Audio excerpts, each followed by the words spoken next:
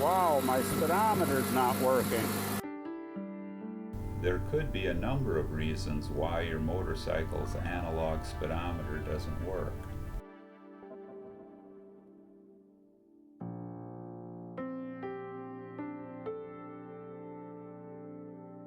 I'm going to discuss one of the rarest reasons why.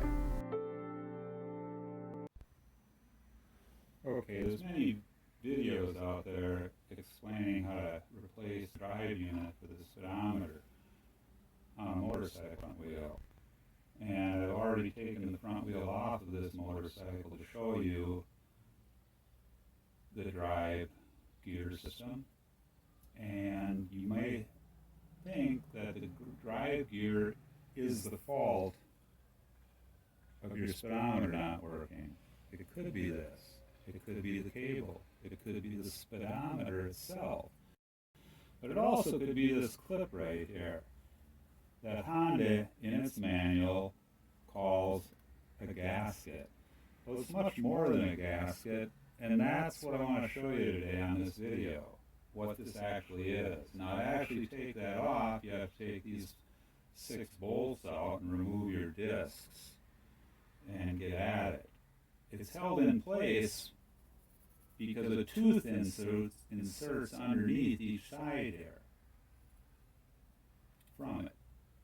And that's what holds it in place, keeps it from rotating.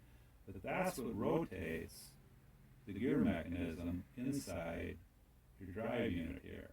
Now, if you can take a screwdriver and put it inside your odometer here and rotate it, you'll see that shaft in there turning around. There shouldn't be anything wrong with this part on your motorcycle. And the same thing holds true for your cable. If you can take your cable and turn it on either end, your cable is okay. If you can insert the cable into the speedometer and rotate one end of it quickly by inserting potentially a screwdriver like this up into it and spin it, and if you can see that speedometer bounce, your speedometer is probably okay. But what you can have is another problem that I couldn't really find any information on the web, and that's this, what Honda calls a gasket. Well, it's more than a gasket, as I say. And what it is a part that some will call a drive clip and so forth, but it's actually 3 pieces. It has an inner piece of steel, an outer piece of steel, and an inner liner that holds the two together with rubber. Now there's rubber on here, and I've got glue on here as well from before that I bound the two together with previously. Now, evidently the idea here is to give this a tearaway system or some type of shock prevention unit by having it rubber connected to the wheel between it and steel. So there's rubber in between it and this steel part, which eventually drives your speedometer gear assembly. So it's rubber. It isn't steel to steel. Now for a fix, mine's come apart, and that's what I'm showing you. The rubber has deteriorated here and ripped. And now my speedometer is dead. But my cable's okay, my speedometer's okay, but my speedometer doesn't work because this is simply slipping inside of here. I have to reattach this to here. Why don't I go buy a new part? Well, the parts aren't available. Yeah, you could try to find a used one, but as you can see, some of the parts on the aftermarket are fairly expensive. Now, it doesn't take too much to get the wheel assembly off, and I have fixed this before with glue, and I'll show you and explain the type of glue I use in a little bit. But it lasted 3,500 miles. Now, if you are like a lot of motorcyclists, 3,500 miles is quite a ways, but yeah, you don't want to do this, at most but once a year, and you don't like your speedometer and odometer quitting on you either. So I will actually replace the miles on my odometer because I caught it, and I will insert the cable into the speedometer and use a drill assembly to re-add the this miles to my odometer so that it's correct with the world, because I was riding with someone else. I know the number of miles I went, and that's how I'll do it. But what we're going to do today then is attach this with glue, and hopefully it'll last longer than 3,500 miles. I've actually done this twice before, and you may say I'm a brute for punishment. Maybe I am. But you could potentially take this off, take the discs apart, and make it metal to metal, and use some type of shimming device between the two and weld them together, I would imagine. I'm not going to do that. You could cut this down. You could possibly put JB weld between the two pieces if you had a very close fit and attach it that way. There's obviously some reason for the rubber in here, and glue will simulate that rubber flexible part. So if the cable gets knotted up and tangled within the casing and wants to cause trouble, this is going to shear right here. This will shear and prevent there to be any harm anywhere else. And it'll also probably lend itself to a little bit of a vibration dampening going down the road so that the speedometer needle doesn't slightly deflect going down the road like that. So that's what we're going to do. I'll show you the type of glue I'm going to use. Okay, here's the type of contact cement I'm going to use. I've used it on other stuff before, and it works pretty well. So we should get somewhere 2,000 to 4,000 miles out of this fix.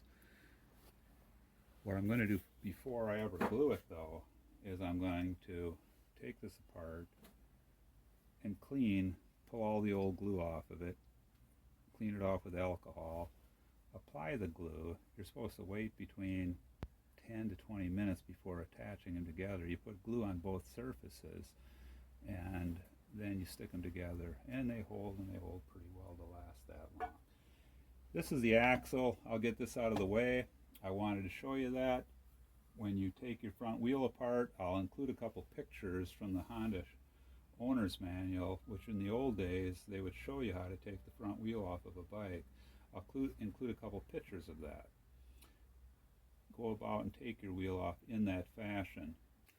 Alright, we're going to be gluing this together now, and not a whole lot of glue left in this can, but I need to be careful not to slobber it all over the bearing and stuff inside this wheel.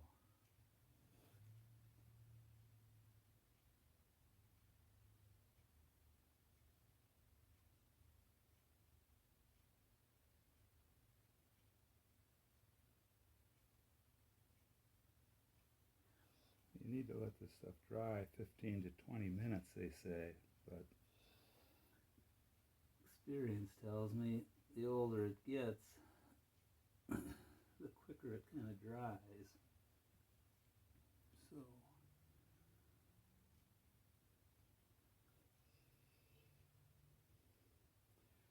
and as you can see, it's very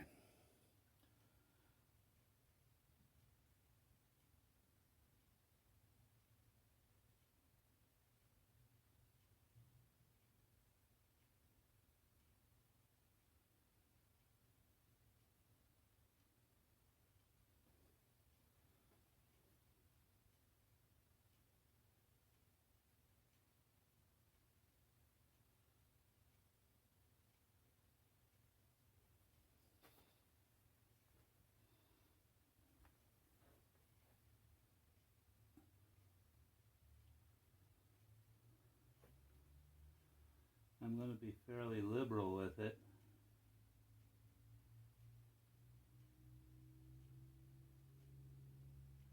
Says you can come back and recoat it if you're on porous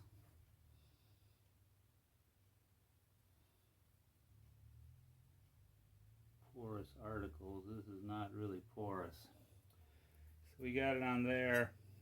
Now we're going to go around this part. You can see what that looks like. There's not much there.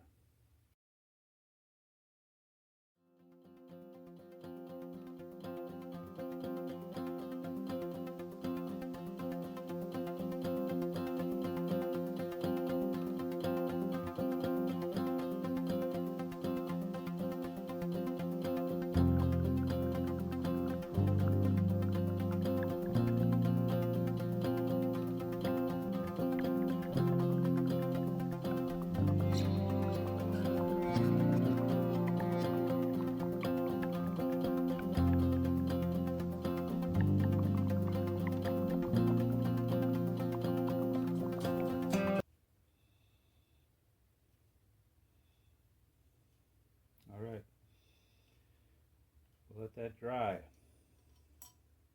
Come back in a little bit and press it together.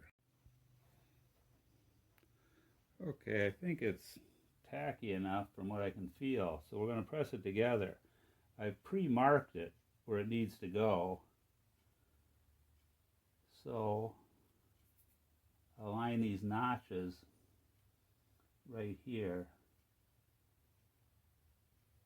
and press it in relatively quickly, because when it gets in there it wants to stay where you put it. So wiggle it around a little bit, press it in. That's basically going to be it right there. And now we'll let it dry for a good 24 hours. It can be put on and tomorrow, but I probably won't ride it for 2-3 days anyway, which I don't plan on doing. But that's it. So this is the one item you rarely see spoken about as far as being degraded or damaged when your speedometer doesn't work. They do sell them. They're relatively expensive. I'll show you some pictures of what I've looked up. So if you're going to keep the bike for a long time, pay for you probably to buy it, you have to take these out. Again, it comes out. It's held in on these teeth that slide under this metal plate. And the 2 discs have to be lifted off and taken out. But this, hopefully, I try to do it better each time I do it. So I'm always thinking it's going to last forever, and I hope this time it does. But I wanted to show it to you, so good luck if you have that problem doing it. Thanks for watching. Hey, the speedometer works. Well, that's great. I hope it's been a help to some of you out there, and thanks for watching.